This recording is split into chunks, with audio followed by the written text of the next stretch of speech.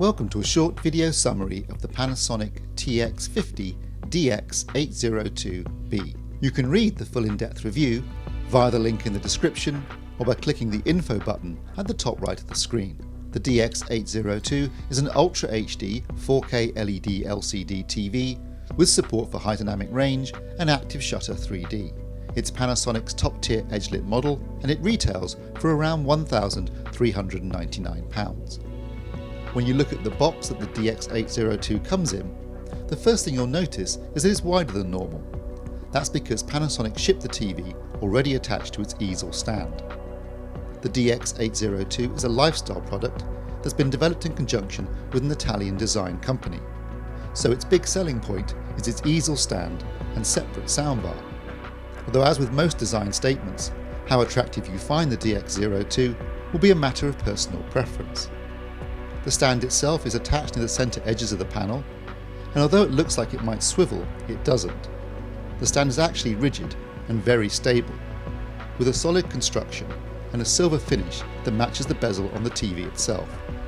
You'll obviously need a wide surface on which to position the DX802, but if you'd rather wall mount the TV, there are removable panels which reveal screws to detach it from the easel stand.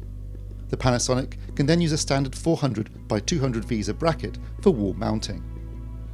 The other big selling point of the DX802 is the separate soundbar.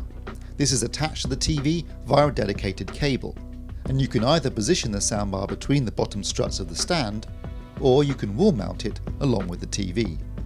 Although it probably isn't what Panasonic had in mind when they designed the DX802, you could even remove the stand and the soundbar and just use the panel. The soundbar itself works very well, and the audio quality on the DX802 is undoubtedly better than most modern TVs. All the connections are at the rear behind two removable panels. The larger panel on the left covers the main connections, whilst the smaller panel covers legacy connections that you're less likely to use. In terms of the main connections, there are 4 HDMI 2.0A inputs with support for HDCP 2.2 and ARC. 3 face sideways and 1 faces rearwards. There are also 3 USB ports with 2 facing rearwards and 1 facing sideways.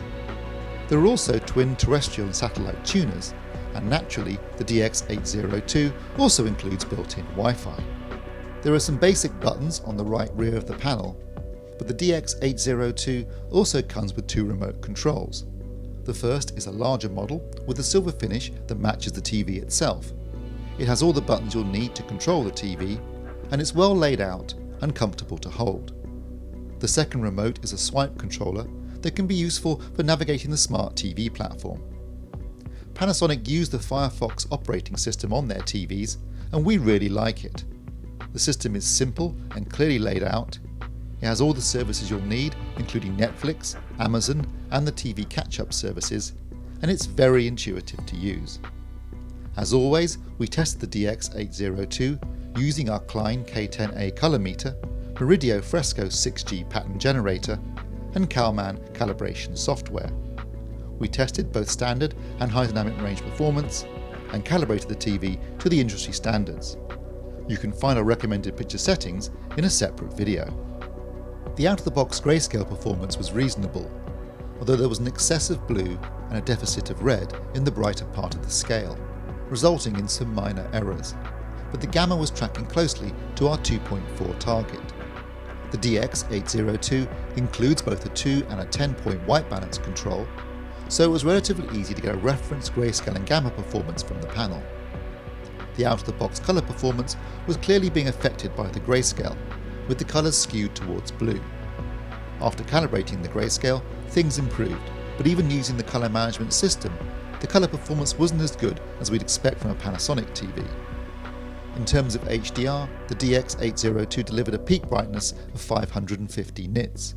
It tracked the PQ-EOTF closely, and the grayscale was good, resulting in a decent HDR performance, even if the TV did clip some content. The colour gamut of the DX802 was 67% of Rec 2020. It tracked the saturation points of Rec 2020 quite closely, and it also tracked DCI P3 within Rec 2020 very well. In terms of its general performance, the DX802 was very good, With an even backlight, an effective local dimming system, excellent video processing, and good motion handling. The impressive grayscale performance, combined with the natural colours, resulted in some lovely high-definition images. The 3D performance was impressive, although you have to buy the glasses separately. The HDR performance was also good, even if the lower peak brightness did rob the image of some of its impact.